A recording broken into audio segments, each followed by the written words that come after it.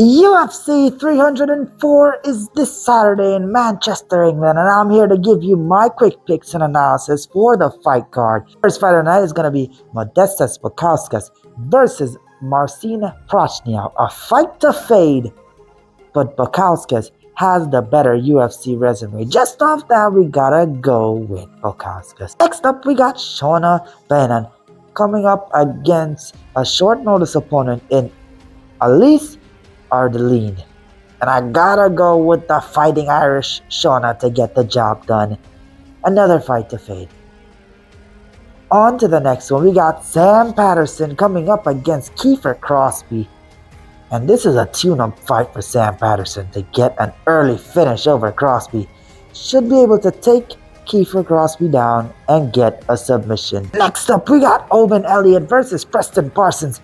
And I just really like the grit of the Welshman. He doesn't have power in his shots, but he will push all fight long to get the victory. Once he keeps the fight standing and avoids the submission game of Parsons, he should get a decision victory.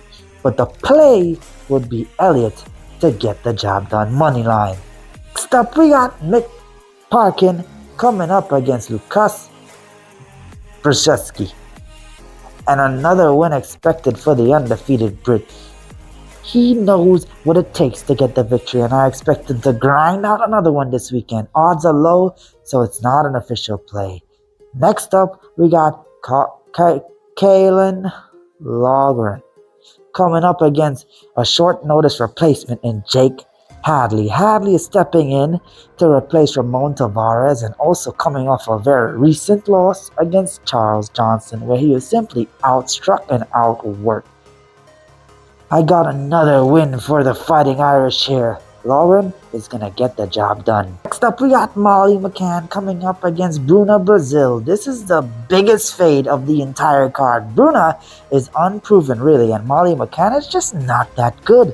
The UFC are trying to feed her a win, but I favor Bruna to get the job done. Let's not stay too long on this one. Moving on to Nathaniel Wood coming up against Daniel Pineda. And this has victory written all over it for Nathaniel Wood. He is simply the better fighter, has fought the better competition in the UFC, and was a Cage Warriors champion. So Nathaniel Wood all the way. Number 9, and it's Mokaev versus Manel Kape. And people are going to disagree with me on this one, but I expect Manel Kape to get it done. Everyone knows the game plan of Mokaev. He's going to try to take you down and get a submission.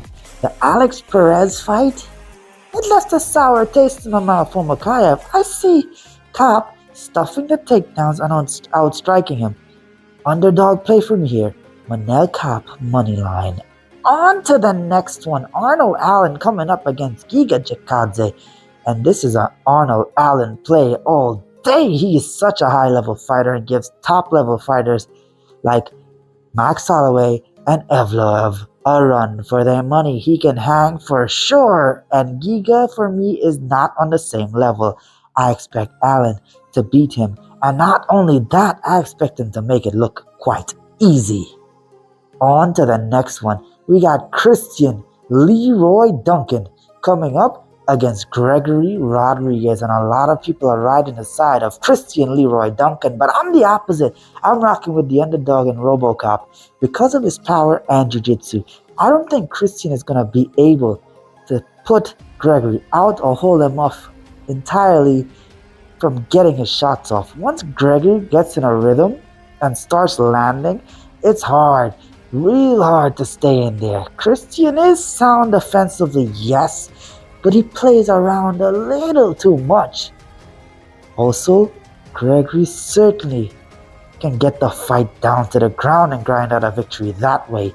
More paths to victory for Gregory Rodriguez, so I gotta go with him for this one.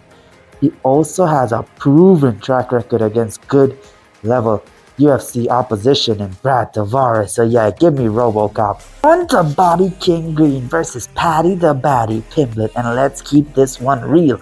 Paddy is not on the same level as Bobby Green. How are the fight odds so tight?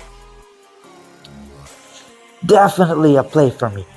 What's Paddy's biggest win. Tony Ferguson. Bobby beat him too. Not only that, Bobby managed to finish him.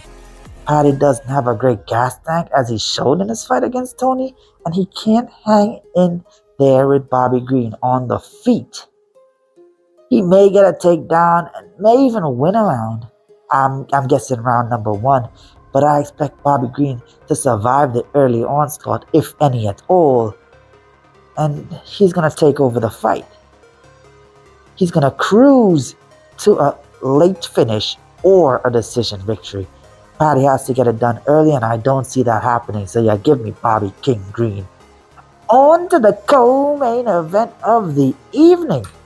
We have Curtis Razor Blades versus Tom Aspinall defending the interim championship because yeah, that makes sense.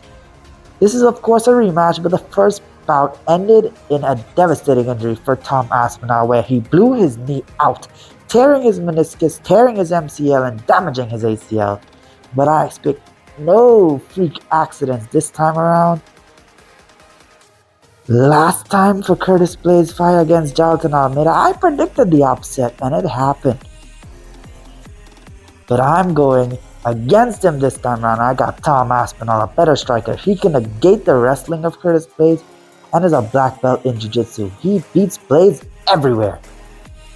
So I believe he's going to beat him, and not only that, I believe he can get the finish. On to the main event of the evening. Leon Rocky Edwards is matched up against Bilal, remember the name, Muhammad, in another rematch that ended unexpectedly. The first time these guys matched up, it ended in an eye poke where Bilal could not continue. But I'll keep it short and sweet. Leon is a much better striker, and he can keep the fight standing as he proved against Colby Covington. If Bilal can't get this fight down to the ground, there's no path to victory for him. It's easy as that, so I gotta go with the champ on this one. And this has been my UFC 304 picks and analysis for each one of the fights. Be sure to leave a like, comment what you think of them down below, subscribe, follow me on TikTok, follow me on Twitter, and I'll catch you in the next one. Until then, game time.